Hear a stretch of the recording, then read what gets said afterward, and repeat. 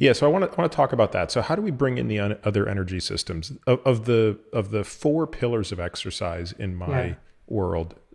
Stability, strength, low end aerobic, which I describe really as, I talk about it as kind of mitochondrial efficiency, and then high end aerobic, which is peak aerobic capacity slash anaerobic performance. So anaerobic power, peak aerobic, low end aerobic, mitochondrial efficiency, strength, stability.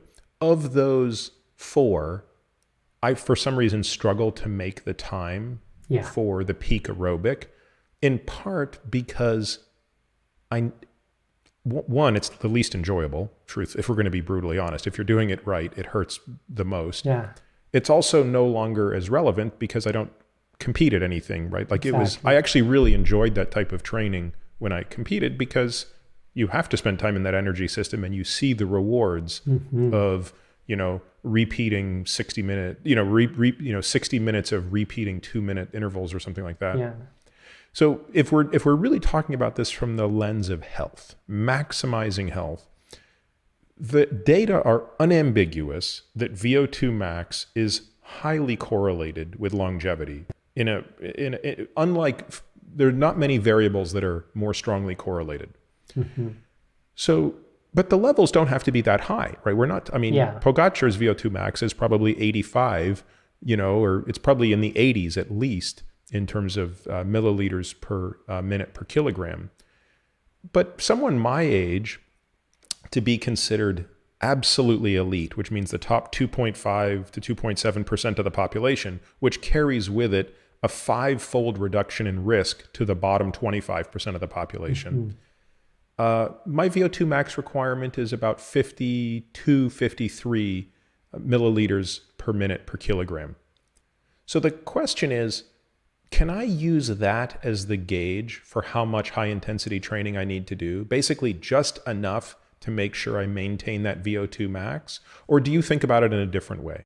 Well, I think about it more, again, the bioenergetics, energy systems, right? I think that ultimately, and we know that longevity is also highly related with mitochondrial function and metabolic health. I think that more and more, and this is what you see in so many fields in medicine nowadays, right? That everybody's is stumbling upon mitochondria, right?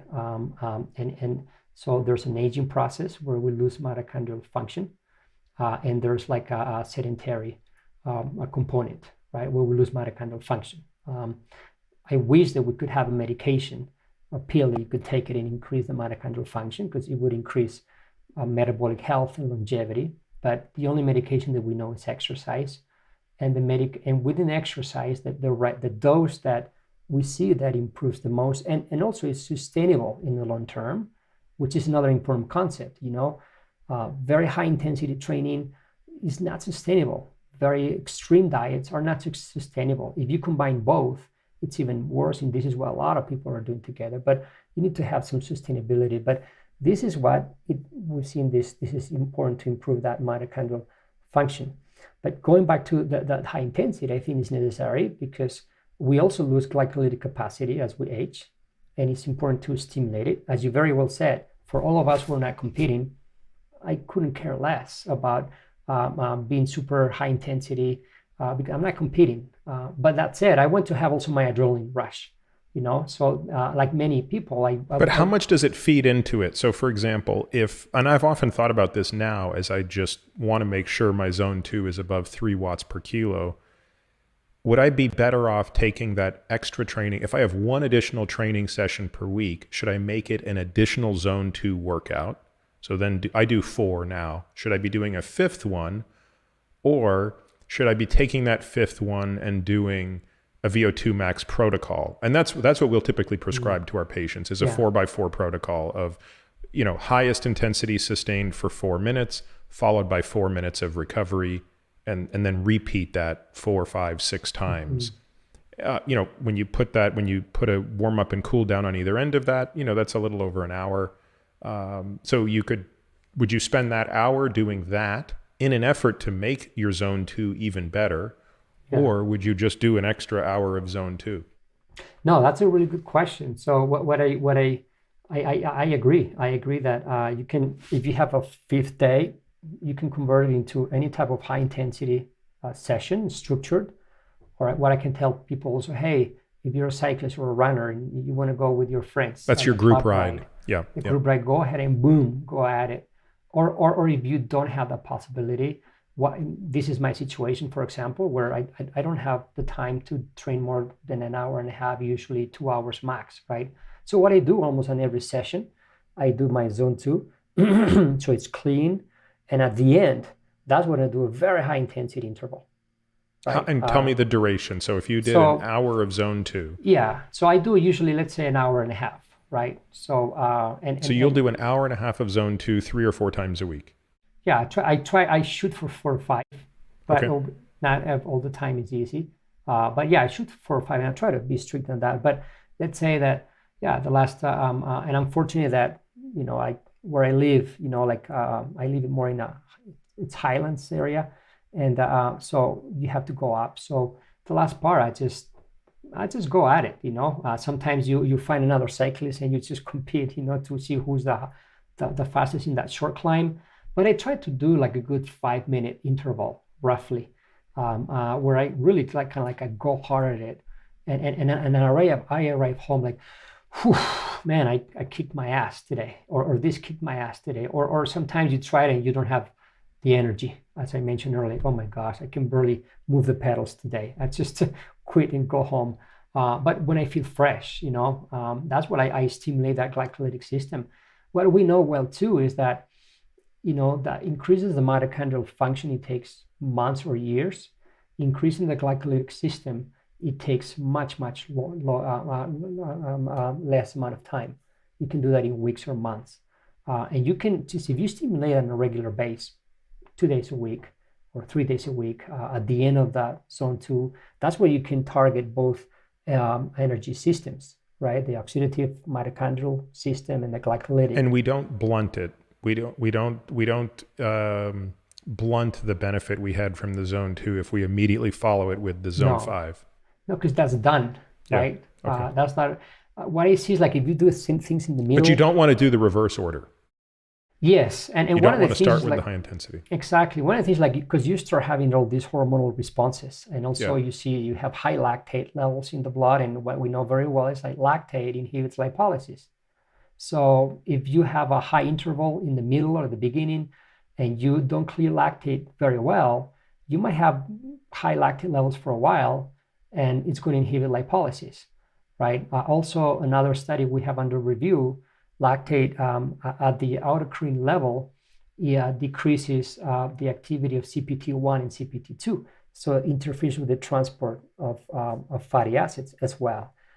So that's where, like, if you do all this, you might change things. You have high cortisolemia as well. And that's an important point. I'm glad you raised that, because I explain this to patients when they say, I went out and did a 2-hour ride today, and it showed me that I spent 45 of those 120 minutes were in zone 2. So I did 45 minutes of zone 2, and I say, no, you didn't really do it, because you were going up and down and up and down and up and down. And so that's not the same as spending 45 minutes in the dedicated energy system. You're right. And when I look at the training peaks, like you see the elite athletes, they're like both power output and heart rate. This is like goes together, incredible, Whereas, you're right, up and down and down, the average might be zone 2, but actually you're between oscillating zone 1, zone 3, zone 4 all the time, right?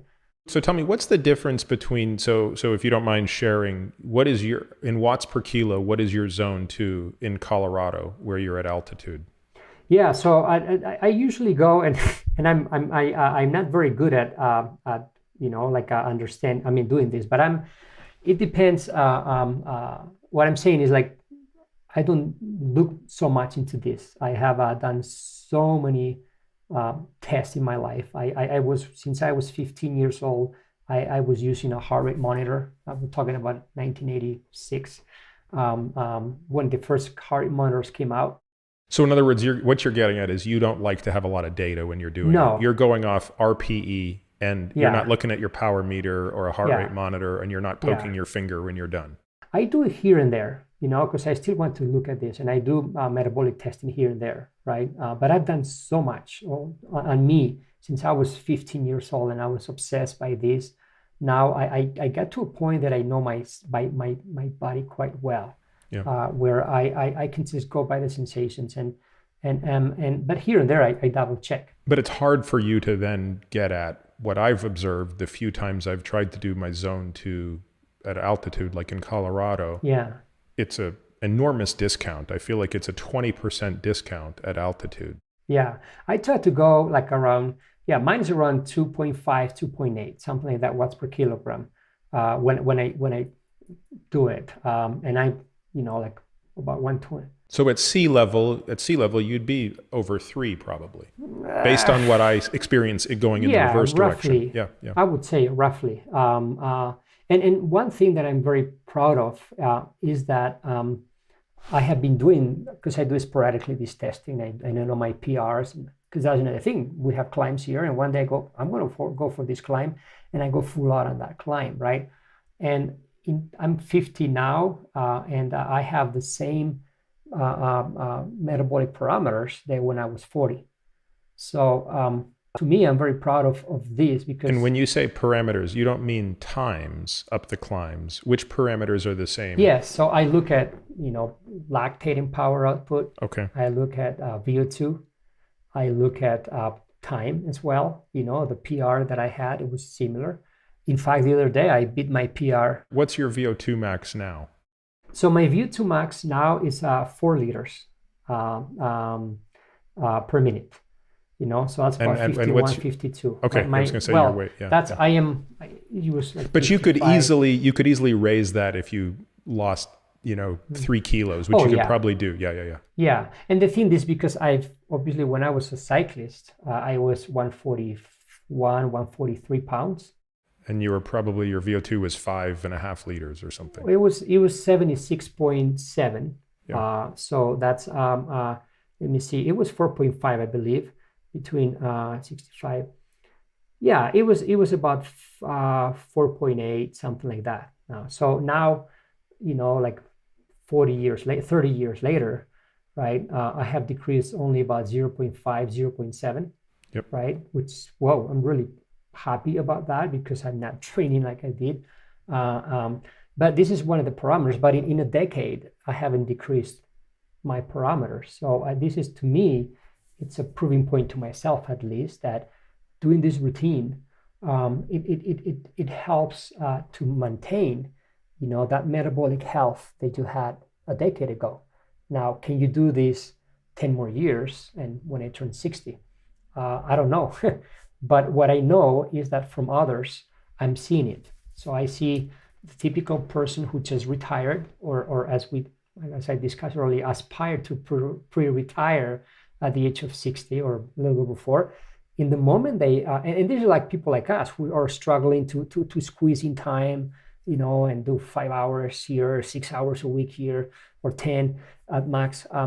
But then they have the whole time in the world, and they can sleep in, they're not overworked, they can exercise. It's unbelievable and super inspiring how much they improve in their 60s. I've seen people in their 70s with the metabolic parameters of people morally active, in their 30s.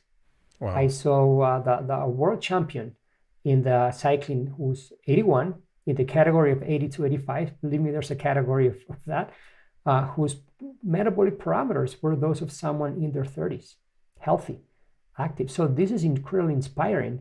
Then I think that we're rewriting what's been taught to us in